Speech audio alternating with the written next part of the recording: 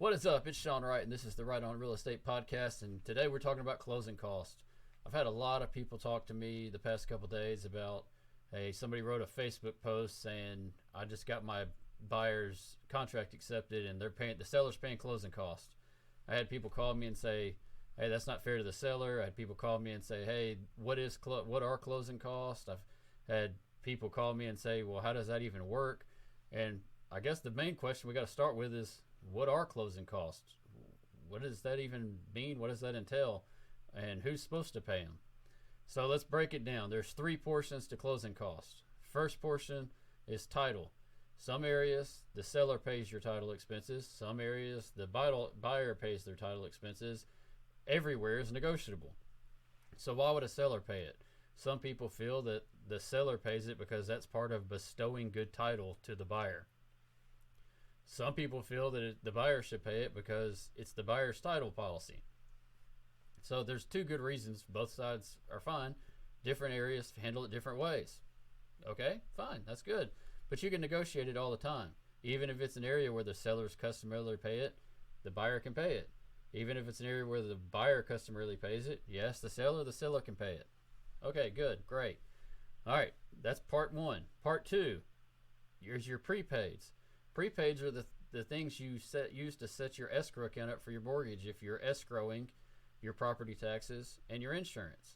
And usually the bank wants about 14 months of those bills put into an escrow account. That way, as they pay the bills every month to pay at the end of the year, when they expense, they've still got a full amount. And there's a little bit extra just to make sure that if there's overages, there's something that they can use to pay.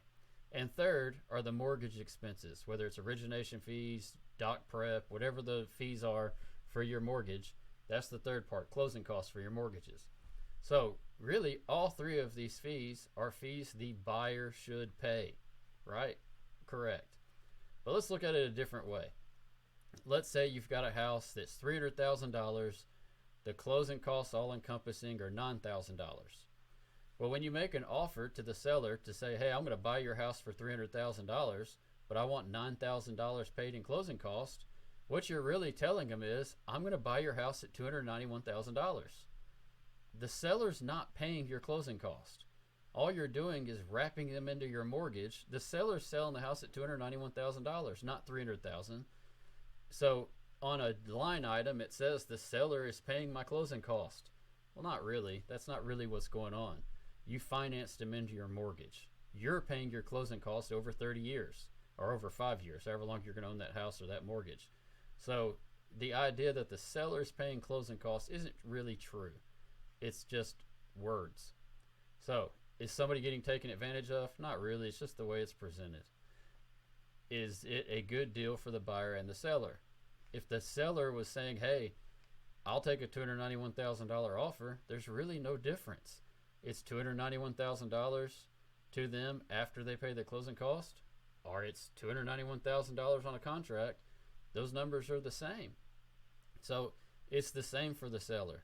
Whether you would have just offered them $291,000 and you paid your own closing costs with cash out of pocket, or you offered $300,000 with $9,000 closing costs paid and you financed it in, that's $9,000 you didn't have to bring to closing on top of your down payment. Pretty easy, right? Yeah, pretty easy. Now, let's not get caught up on that can't be done at all the time. That can't be done on every house. We just went through a period of about 4 years that every single house that hit the market was going multiple offers way above list price, and everything was selling, and the buyers had not only come up with their down payment, their closing costs, sometimes cash over appraisal, all kinds of crazy stuff that was going on the past couple of years, and that stuff wasn't happening whatsoever.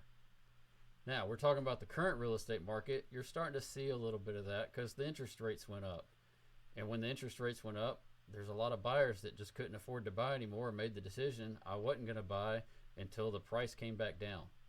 Well, guess what? Or not price, interest came back down. Now that interest rates are starting to drop and they're back in the low sixes, high fives, mid fives, people are back in the market again. There are houses going to multiple offers again. So there's less of people sellers paying closing costs. Am I saying that's going to last forever? No. Am I saying as of right now you can get closing costs paid by a seller? Sometimes, not every time. There are houses still selling at multiple offers now. So It's a case by case basis, and it really takes a good realtor to tell you, hey, we need to ask for closing costs to be paid. Or do you have the closing costs in your pocket? We can even roll the list price up. So if you need $9,000 in closing costs, we can, if they didn't take 300 with $9,000 paid in closing costs, let's offer them 304 or 304.5 and meet them halfway where you're rolling it up. They get $5,000 more and everything's good.